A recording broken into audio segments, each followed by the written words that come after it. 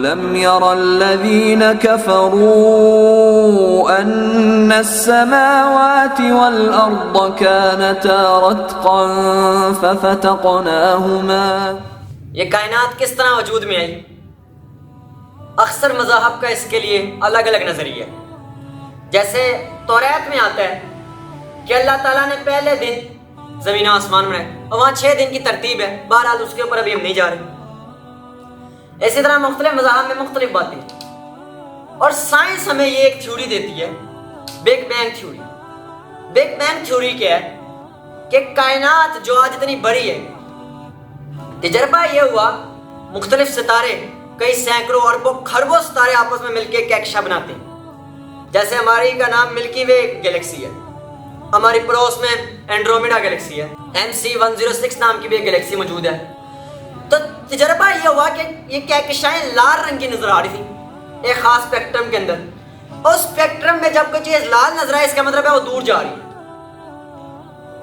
سائنسدانوں کا یہ کہنا ہے کہ اگر یہ کہکشائیں آج دور جا رہی ہیں تو یہ کبھی نہ کبھی قریب بھی تھی. اور یہ ایک تھیوری دی گئی کہ پہلے اتنی قریب تھی کہ یہ ایک نقطے میں بند تھی جس کا والیوم 0 اور ماس انفینٹ تھا. اور اس کے بعد پہلے یہ نظریہ تھا کہ وہ نقطہ جو نہایت ڈینس ہے اس میں ماس انفینٹی ہے، والیوم 0 ہے، وہ پھٹا. اسی کو بگ بینگ کہتے ہیں، بڑا دھماکہ. اچھا اب یہ نظریہ رد ہو گیا اور اب یہ نظریہ پھٹنے کا نہیں ہے بلکہ یہ ہے کہ کائنات پھیلی ہے. یعنی بگ بینگ ایکسپلوژن نہیں تھا، ایکسپینشن تھا. جی ہاں جی ملحدوں. بگ بینگ، ابھی ہم نے بگ بینگ کو کیا دیکھا؟ بگ بینگ یہ ہے کہ پہلے دنیا ایک گولا تھا اور پھر اس میں دھماکہ ہوا ٹھا اور وہ پھٹی اور وہ پھیل گئی. قرآن کی آیات پہ اعتراض کرتے ہیں کہ یہاں پھٹنے کے الفاظ نہیں ہیں. سائنس بھی مان گئی ہے کہ پھٹا نہیں تھا. It's the moment when everything we see, all 100 billion galaxies, each of which contains 100 billion stars, all of that material was compressed in a region which was infinitely small. All of the stuff that we see was actually compressed into a space smaller than an atom, volume smaller than an atom. We don't have the physics that describes how that would work. قرآن کے آیات کے اندر پھٹنے کے الفاظ نہیں کائنات کے والے سے. وہ آگے ہے کہ آیت بیان کرتا ہوں میں تو ملحد اعتراض کرتے ہیں کہ یہاں تو پھٹنے کے لفظ ہی نہیں ہیں. تو سائنس نے یہ کہا کہ وہی کائنات پھیلنی شروع ہوئی جو پہلے بالکل ڈینس سی ایک نقطے میں بند تھی، چھوٹے سے نقطے کے اندر وہ پھیلنی شروع ہوئی. چند منٹوں کے اندر ہی کئی کلومیٹر لائٹ ایئرز کے اندر پھیلتی گئی اور اس طرح آج یہ ہماری کائنات انفینٹ ہمیں معلوم ہوتی ہے.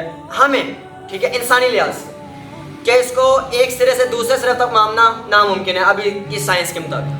اگر یہ پھیل رہی ہے تو کبھی نہ کبھی یہ جڑی بھی ہوگی. ایک اور بات یہ بھی کہ جب کائنات کا نقشہ بنایا گیا ٹیمپریچر کے لحاظ سے آبزرویبل یونیورس کا تو وہ چاروں طرف سے برابر تھی. اگر دھماکہ ہوا ہوتا تو چاروں طرف سے برابر نہ تھی کیونکہ جب کسی جگہ دھماکہ ہوتا ہے تو چیزیں بکھرتی ہیں، اتنی خاص ارینجمنٹ میں نہیں آتی.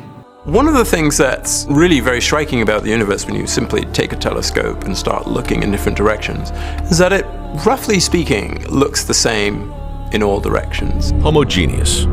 When we say the universe is homogeneous, it means it's almost exactly the same on very large scales with very, very little differences. It's perfectly smooth.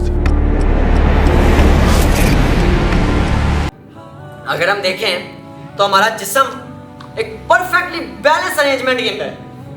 کائنات میں ایک ایک چیز ایک پرفیکٹلی بیلنس ارینجمنٹ کے اندر ہے. یہ کسی عام دھماکے سے نہیں ہو سکتا. اور اسی کے اوپر قرآن مجید کے اندر ایک آیت ہے، اللہ سبحانہ و تعالیٰ نے ارشاد فرمایا کیا وہ لوگ جنہوں نے کفر کیا یہ نہیں دیکھتے کہ تمام زمین و آسمان آپس میں بندھے ہوئے تھے پھر ہم نے ان کو جدا جدا کر دیا. اچھا اس کے اوپر چند اعتراضات کیے جاتے ہیں. نمبر 1 تو اس وقت کون سا کافر تھا جس نے ایونٹ دیکھا تھا؟ تو بھائی یہ دیکھنا قرآن مجید کا کلام کرنے کا طریقہ ہے، بات کرنے کا طریقہ ہے. جیسے قرآن مجید میں آتا ہے کہ الم تر کیف فعل ربک باصحاب الفیل، کیا آپ نے نہیں دیکھا آپ کے رب نے ہاتھی والوں کے ساتھ کیا کیا؟ الم تر کیف فعل ربک بعاد، کیا آپ نے نہیں دیکھا آپ کے رب نے عاد کے ساتھ کیا کیا؟ تو رسول اللہ صلی اللہ علیہ وسلم تو اس وقت موجود ہی نہیں تھے، وہ تو آپ کی پیدائش سے پہلے کے واقعات ہیں. تو اس کا موجودہ صاحب نے جو ترجمہ کیا کہ کیا وہ نہیں جانتے، یہ بھی ترجمہ ٹھیک ہے. تو یہ اعتراض تو ویسے ہی. اور اوپر سے ایک اور بات کہ یہ چیز دریافت ہی اس کافروں نے کیا، مسلمانوں نے کی. تو اللہ کا بات تو پھر بھی ٹھیک ہو گئی کیونکہ قرآن قیامت تک کے لیے، یہ اس زمانے کے لیے بس نہیں تھا، اس کی آیات قیامت تک ثابت ہوتی رہیں گی. کل کو اگر بگ بینگ غلط ثابت ہو بھی جاتا ہے تو کوئی ایسا نظریہ آئے گا جو پھر بھی اس آیت کے اوپر فٹ آتا ہو. اس لیے ہمیں کوئی خوف نہیں کہ بگ بینگ چاہے تو غلط ثابت بھی ہو جائے, ہمیں کوئی اس سے خوف نہیں. جبکہ ابھی بہت سے شواہد کی بنا پہ بگ بینگ کو ایک فیکٹ تسلیم کر لیا گیا. اب یہ ایک تھیوری نہیں, اب یہ ایک فیکٹ ہے.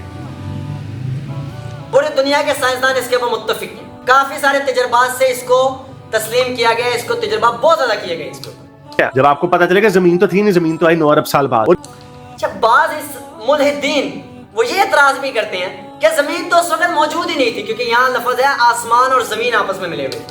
آسمان سے تو ہم مراد لے لیتے ہیں اسپیس ٹائم کی جتنی بھی چیزیں. زمین ہماری زمین, آسمان صرف یہ نیلے رنگ کی چھت ہی نہیں ہے صرف, اس کے علاوہ بھی باہر جو کچھ بھی ہے اسے آسمان ہی کہتے ہیں. تو بات یہ ہے کہ آپ اپنی سائنس دوبارہ پڑھیں. میں ملحدین سے گزارش کروں گا کہ وہ اپنی سائنس دوبارہ پڑھیں. 2 آرٹیکل پڑھ لینے سے آپ کو پی ایچ ڈی کی ڈگری نہیں مل جائے گی. ایکس مسلم 2 آرٹیکل پڑھتا ہے اور پتہ نہیں کیسے وہ میتھس میں بھی اعتراض کرنا شروع کر دیتا ہے, قرآن کی میتھس کے اوپر بھی, قرآن کی سائنس کے اوپر بھی, قرآن کے ایمبریولوجی کے اوپر بھی, قرآن کی فزکس کے اوپر بھی, ہر چیز کے اوپر اعتراض کرنا شروع کر دیتا ہے, جبکہ اسے گنتی کے 2-3 آرٹیکل پڑھے ہوتے ہیں. سائنسدان یہ پڑھ کے مسلمان ہو رہے ہیں اور مسلمان سائنس پڑھ کے کافر ہو رہے ہیں. چیک کرو, بیوقوفی ہے کہ نہیں ہے؟ اور یار سمجھو تو صحیح قرآن کو. جب تمہاری سائنس کہہ رہی ہے, سائنس کیا کہتی ہے, کیا میٹر بنتا ہے؟ سائنس کہتی ہے میٹر بنتا نہیں ہے, نہ ختم ہوتا ہے بلکہ کنورٹ ہوتا ہے. اس ٹائم بھی سائنس یہی کہہ رہی ہے کہ جو کچھ بھی آج کائنات کے اندر ہے وہ سب اس سوراخ میں, اس نقطے میں بند تھا. Until just a fraction of a second after the Big Bang. And the entire universe was so small, it was tinier than an atom. Astronomers call this the singularity. تو ہمارے زمین کے بھی جو ایٹمز تھے, یہ زمین ایٹم سے ہی بنی ہے نا, وہ بھی اسی نقطے میں بند تھے جو بعد میں الگ الگ ہو گئے, اور یہ زمین بعد میں مارز وجود کے اندر ہے.